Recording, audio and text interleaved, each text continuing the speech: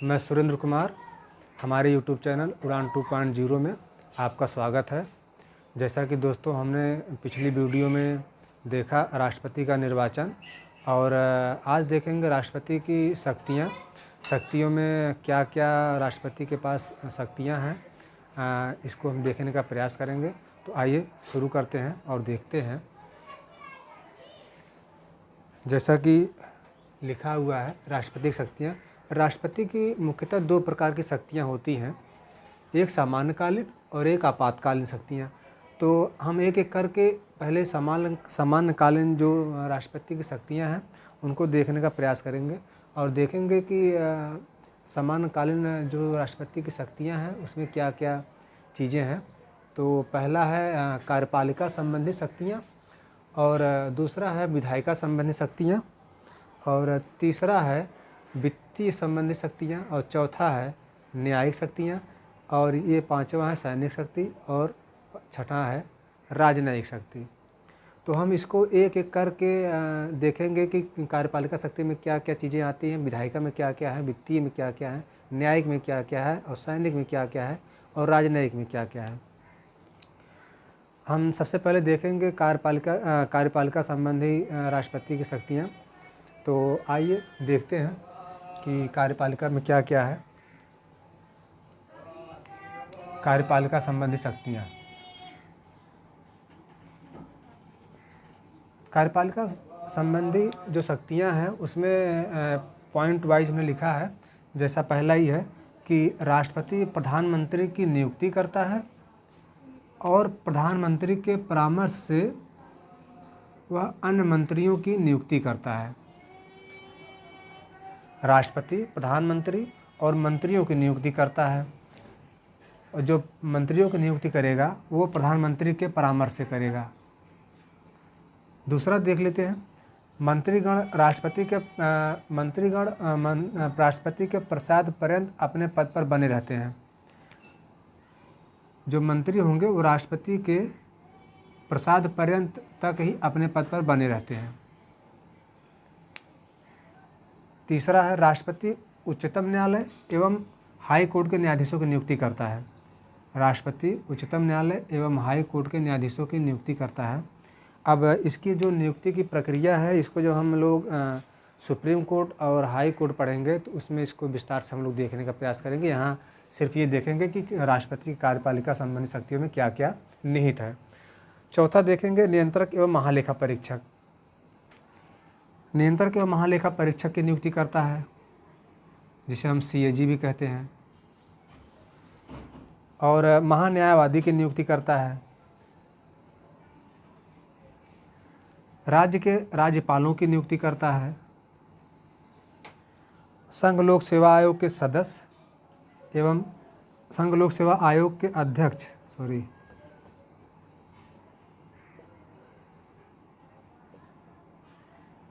अध्यक्ष एवं सदस्यों की अन्य सदस्यों की भी नियुक्ति करता है। अगला देखेंगे मुख्य निर्वाचन आयुक्त एवं अन्य सदस्यों की नियुक्ति करता है, और राज्यसभा में 12 विशिष्ट सदस्यों की नियुक्ति करता है।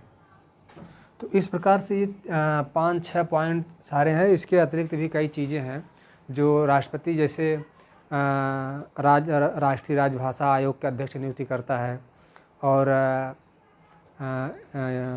अनुसूचित जाति अनुसूचित जनजाति जो आयोग होता है उसकी नियुक्ति करता है, और OBC जो आयोग होता है उसके अध्यक्ष की नियुक्ति करता है। इस प्रकार की जितने भी नियुक्तियां सेंट्रल गवर्नमेंट में होती हैं, जैसे कुलपति जो सेंट्रल विश्वविद्यालय होते हैं उनके कुलपतियों की नियुक्ति करता है, और स्वयं वह सभी समस्त सेंट्रल यूनिवर्सिटियों कुलाधिपति भी होता है। तो इस प्रकार से हम देखेंगे ये कि इस कार्यपालिका संबंधी जितनी शक्तियाँ हैं ये सारे पॉइंट हैं। और अगला हम देखेंगे विधायिका संबंधी क्या क्या शक्ति, विधायिका संबंधी में क्या क्या शक्तियाँ आएंगी। अच्छा, इसी में एक चीज़ और है, हम जैसा कि जानते हैं कि वीटो पावर का भी प्रयोग जो है राष्ट्रपति समय समय पर करता है, लेकिन वीटो पावर के बारे में हम लोग एक अलग सा वीडियो बनाएंगे और वीटो पावर के बारे में हम लोग विस्तार से जानने का प्रयास करेंगे। यहाँ सिर्फ ये देखेंगे कार्यपालिका शक्ति में उसकी क्या क्या चीज़ें आती हैं। तो देखते हैं, अगला हम लोग देखेंगे विधायिका संबंधी शक्तियाँ। दूसरा है विधायिका संबंधी शक्तियाँ। राष्ट्रपति की विधायिका संबंधी शक्तियाँ, लेजिस्लेटिव पावर देखेंगे। इसमें क्या क्या है। राष्ट्रपति संसद के सत्र को आहूत करता है और विसर्जित करता है। विसर्जित का मतलब है कि विघटित भी इसको कह सकते हैं, विघटित करता है, विघटित करता है। और लोकसभा को भंग करता है, संयुक्त बैठक बुला सकता है, संसद द्वारा पारित किसी भी विधेयक को वीटो कर सकता है और अध्यादेश जारी कर सकता है। तो यहाँ हम देखेंगे ये सत्र है। सत्र संसद में जब कानून बनाने के लिए संसद की आवश्यकता पड़ती है, पार्लियामेंट्री जो सदस्य होते हैं वही कानून बनाते हैं। और लेकिन जो सत्र होता है, दो सत्र कुल मिला जुला के 3 प्रकार के होते हैं।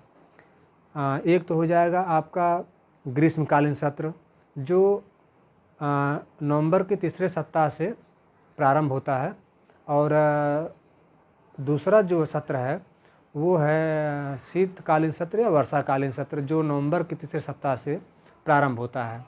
इन दोनों के बीच में 6 माह का गैप भी होता है और उसी में हमारा जो बजट होता है उसको भी पारित किया जाता है, जो फरवरी के तीसरे सप्ताह में स्टार्ट होता है। तो जब ये स्टार्ट होता है तो उसी समय कानून निर्माण की प्रक्रिया भी स्टार्ट होती है। तो सत्र को हम देख लेते हैं एक बार कि कौन कौन से सत्र हैं। ये सत्र हो गए, सत्र हो गया पहला है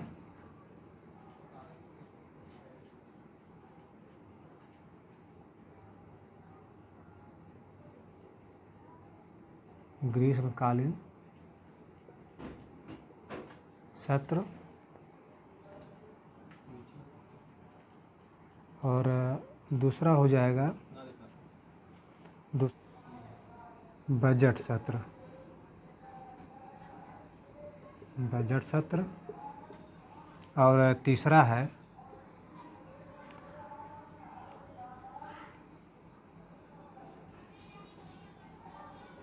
शीतकालीन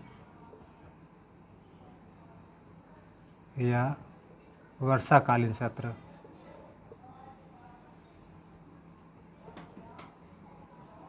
ये 3 प्रकार के सत्र हैं। और इसका अगर हम समय देखें तो ग्रीष्मकालीन सत्र जो होता है वो नवंबर के तीसरे सप्ताह से स्टार्ट होता है। और बजट सत्र अगर हम देखें तो बजट सत्र जो होता है वो फरवरी के तीसरे सप्ताह से स्टार्ट होता है, फरवरी के तीसरे सप्ताह से। और अगर शीतकालीन सत्र की हम बात करें तो शीतकालीन सत्र जो होता है वो ये जो है जुलाई के तीसरे सप्ताह से स्टार्ट होता है।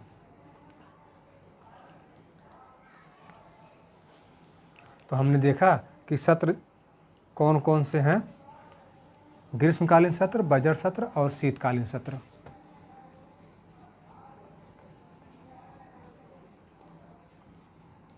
अब देखेंगे ये संयुक्त बैठक बुला सकता है। राष्ट्रपति यदि संसद के लोकसभा के द्वारा कोई ऐसा विधेयक जो राज्यसभा के द्वारा पारित न किया गया हो और देश के हित के लिए अति आवश्यक है, तो ऐसी स्थिति में राष्ट्रपति जो है संयुक्त बैठक बुला सकता है। संविधान के अनुच्छेद 108 के अनुसार 108 के अनुसार जो है कि संयुक्त बैठक बुला सकता है, जिसकी अध्यक्षता जो करेगा संयुक्त बैठक की जो अध्यक्षता करता है वो लोकसभा अध्यक्ष करता है, लोकसभा अध्यक्ष करता है। ये बहुत इम्पॉर्टेंट क्वेश्चन है। सीधे सीधे ऐसे प्रश्न आ जाते हैं कि संयुक्त बैठक की अध्यक्षता कौन करता है, तो हमको देखना पड़ेगा कि लोकसभा अध्यक्ष करता है, स्पीकर करता है। दूसरा देख लेते हैं, राष्ट्रपति द्वारा पारित किसी भी विधेयक को वीटो कर सकता है। वीटो एक प्रकार का विशेषाधिकार है राष्ट्रपति के पास। और वीटो के बारे में अलग से वीडियो बनाएंगे और उसके बारे में पूरा हम लोग विस्तार से पढ़ेंगे। आज सिर्फ इतना ही रहेगा। और अध्यादेश हमने देख ही लिया। अध्यादेश राष्ट्रपति 100 अनुच्छेद 123 अनुच्छेद 123 के अनुसार राष्ट्रपति अध्यादेश जारी करता है। अध्यादेश का जो प्रावधान है ये सिर्फ भारत को छोड़ के दुनिया किसी भी राष्ट्रपति को इस प्रकार के अधिकार प्राप्त नहीं है। सिर्फ ये अधिकार जो है भारतीय राष्ट्रपति को प्राप्त है।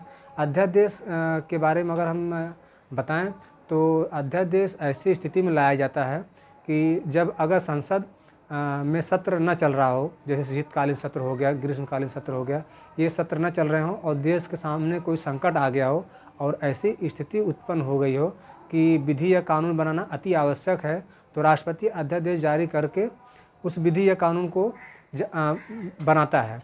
और यह विधि और कानून संसद जितने भी प्रकार के कानून बना सकता है उतने ही प्रकार के राष्ट्रपति अध्यादेश जारी कर सकता है। इन अध्यादेशों की अवधि जो होती है वो सामान्यतः 6 माह होती है, लेकिन जब संसद का सत्र प्रारंभ होता है उसके 6 सप्ताह के अंदर इस अध्यादेश को कानून बन जाना अति आवश्यक है। यदि 6 सप्ताह के अंदर ये अध्यादेश कानून का रूप नहीं धारण कर पाता तो यह निरस्त माना जाएगा और इसको हटा दिया जाएगा। वित्तीय संबंधी अधिकार तीसरा है वित्तीय संबंधी अधिकार।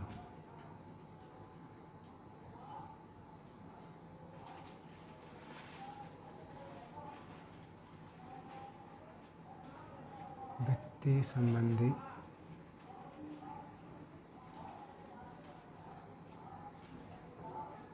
शक्तियाँ। वित्तीय संबंधी शक्तियाँ, यहाँ हम देखेंगे कि राष्ट्रपति को वित्तीय संबंध में क्या क्या शक्तियाँ प्राप्त हैं। तो जैसा कि हम जानते हैं कि धन विधेयक,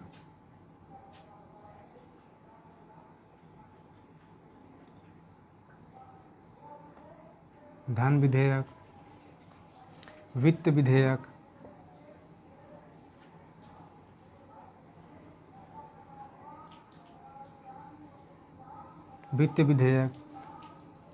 विनियोग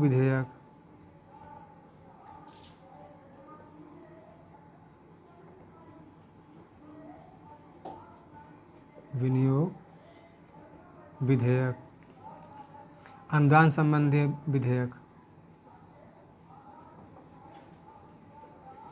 अनुदान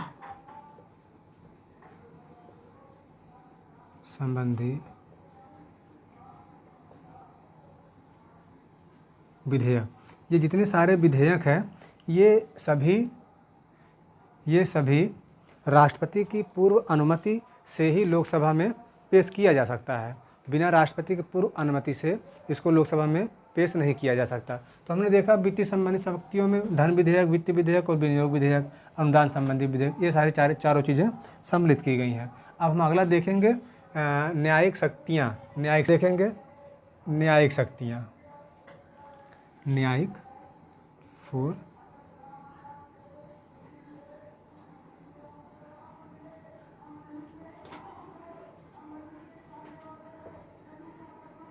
न्यायिक शक्तियाँ। क्या क्या न्यायिक शक्तियाँ राष्ट्रपति के पास? इसमें जो विशेष महत्वपूर्ण है वो महत्वपूर्ण है अनुच्छेद 72।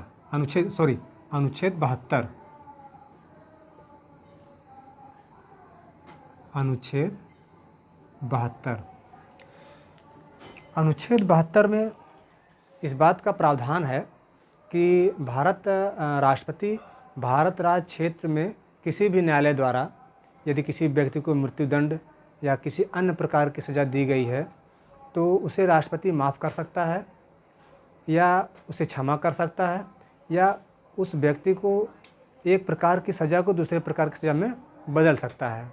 इस प्रकार ये राष्ट्रपति को न्यायिक शक्तियाँ प्राप्त हैं।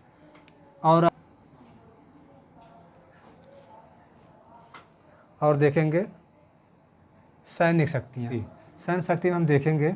और जैसा कि हम जानते हैं कि भारत में राष्ट्रपति जो होता है वह तीनों सेनाओं का सर्वोच्च कमांडर होता है, जैसे थल सेना, जल सेना और वायु सेना के अध्यक्षों की नियुक्ति भी राष्ट्रपति करता है और उनको उनके पद से हटा भी सकता है।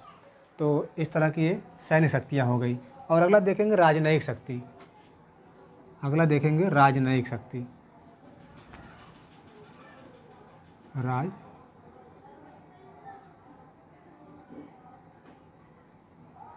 राजनयिक शक्तियाँ।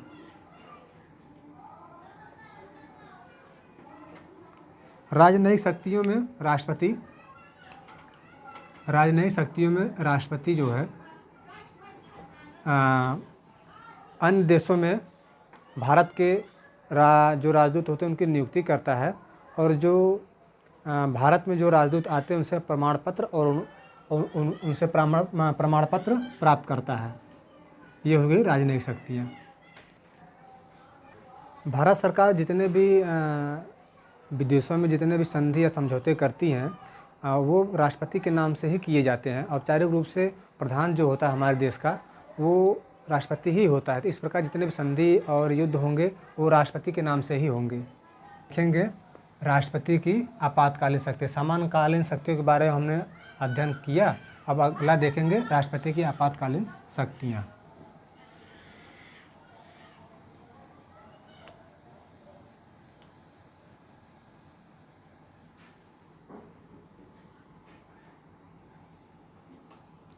आपातकालीन